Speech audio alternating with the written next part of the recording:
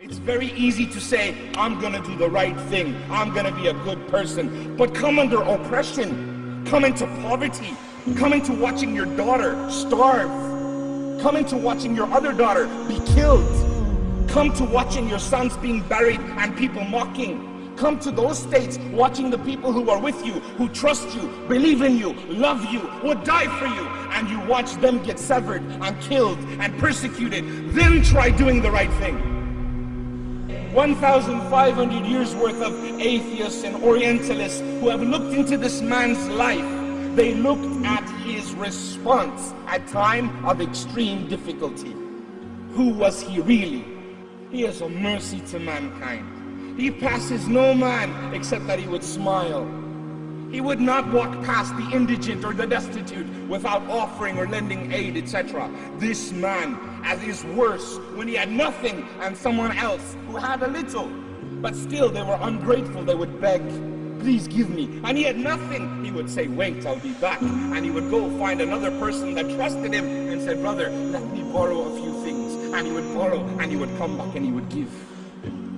The merciful man, Muhammad, the kindest, most gentlest man, from the lips and the tongues of the kuffar themselves, not even from the believers, from the Quraysh, his staunch enemies would say, there is no man like Muhammad, he is Alameen, the most trustworthy. Though we hate him, we want to kill him, they would say, they would bring their wealth to him and say, watch over this for me this month, I'm going away, I'll be back. I don't trust anyone else. The true strength from all that compassion, all that mercy harnessed in his soul that made him able to truly have al-walah wal-barah, love that which Allah loves and hate for that which Allah hates. This man, when needed to, when it was a must, he took them down, he beat them down, he defeated them when he needed to, without hesitation. He drew his sword, he drew his dagger, he fought with whatever he had, and he would not hesitate. And he would send them back to Allah. He was no weakling, he was no wimp, he was no coward, he was not afraid. This man was a warrior. Muhammad transformed armies of Arabia to his successors. So his successors after could use them to defeat the armies of Persia, the armies of Byzantium, and establish the heartland, the empire of Islam, al-Khilafah.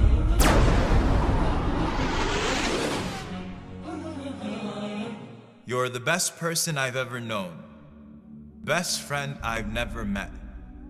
Your sincerity to me is blinding, enough to completely canvas the world with drapes that read respect, honor, love, protect, while creating a window for me to zoom in on the important things, but those are the things that I forget or neglect. I will do better.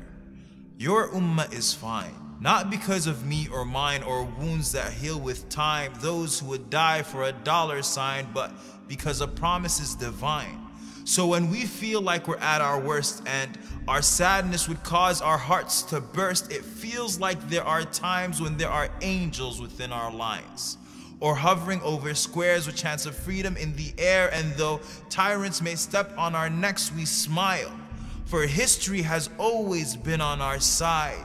Yours is an ummah that simply does not die. I am sorry for my weakness, for every time I've been ashamed of your name and asked someone to call me Mo, for not knowing enough about you to defend you when they drew cartoons or accused you with the most heinous of accusations, for not getting over my distaste of reading and waiting for Hollywood to put you on the big screen so I could know something about you. As if Steven Spielberg or Mel Gibson or Johnny Depp would somehow be able to recreate the twinkle in your eye or a beautiful bead of sweat as it scaffolds on your forehead, frantically fighting gravity, not wanting to fall off your body. I keep thinking of seeing you. And if you would smile at me, the thought gives me goosebumps. You told me to meet you at the pool. So on that day, I hope and pray that I will see you through the crowd, that no angels barricade me as I sprint at breakneck speed. I hope you recognize it's me. I will crowd the companions to get access to your vision. I will obey my thirst by quenching it from your hands. So until that day, I will pray I will stand and I will pray as if my feet are holding the earth from splitting. If I make it, I cry at the thought of seeing you. For I know the words that I used to read from books with all too thin pages will do no justice to your voice, your scent, your touch, your face. My messenger of Allah has always existed between the curves and dots of the Arabic alphabet. So Muhammad ibn Abdullah in 3D and whatever other dimensions the hereafter brings with it will be an overboard of senses. I will fall in love with your shadow and will tell Ali that his description did not do justice. Tell my mother Aisha of how we heard her story of how you passed away between her chin and her chest, over and over and over again. And it made us cry every single time. For we never suffered any disaster that was greater than what we suffered before our souls merged with flesh, of entering an earth that was without you. Does the sky even recognize us anymore?